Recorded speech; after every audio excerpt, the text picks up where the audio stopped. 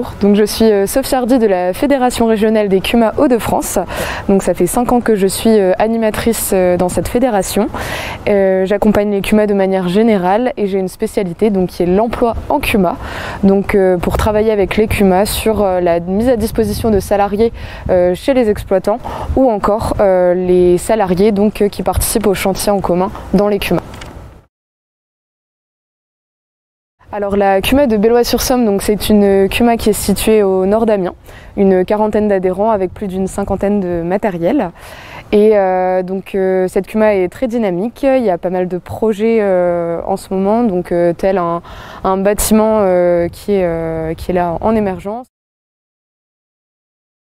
Bonjour, donc Vincent Lepers, donc agriculteur à Bellois-sur-Somme, donc président d'une CUMA de 40 adhérents.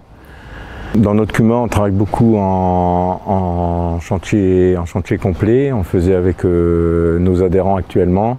Là, il y avait surcroît de travail pour les adhérents. Donc, on avait en projet de prendre un salarié. Ça fait plusieurs années. Donc, on a réfléchi. On voyait que nous-mêmes, on n'arrivait pas à concrétiser le sujet. Donc de ce coup-là, on a fait appel à la FR CUMA par le biais d'INA-CUMA. Je les ai aidés donc, à travers un DINA-CUMA à l'élaboration du projet main-d'œuvre. Donc tout d'abord en étudiant les besoins en main-d'œuvre de la CUMA et des exploitants dans leurs exploitations. Pour cela, donc, on a utilisé donc, un outil qui est un fichier Excel pour permettre de combiner tous ces besoins et de déterminer une fiche de poste pour le salarié donc, qui pourrait correspondre aux besoins de la CUMA. Cette fiche de poste, du coup, donc, on l'a mise, on l'a diffusée. Pendant ce temps-là, on regardait un petit peu avec la CUMA donc, le règlement intérieur. Comment accueillir le salarié, quelle organisation on aurait derrière.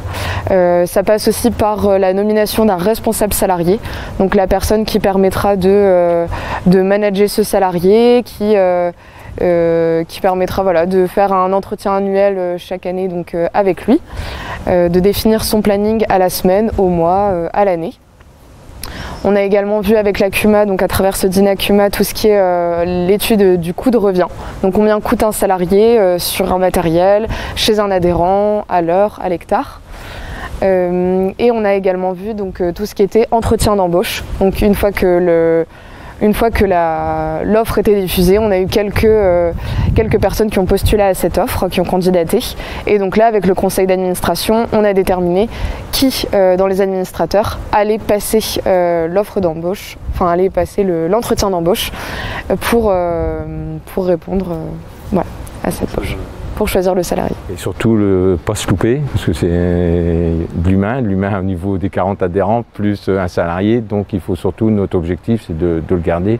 Donc il faut qu'on fasse attention, surtout sur la communication, etc. Donc l'animateur nous a bien sensibilisés, parce que comme ils connaissent aussi plusieurs CUMA, ils voient ce qu'il faut faire, pas faire, et ça, c'était pour moi très très enrichissant, quoi.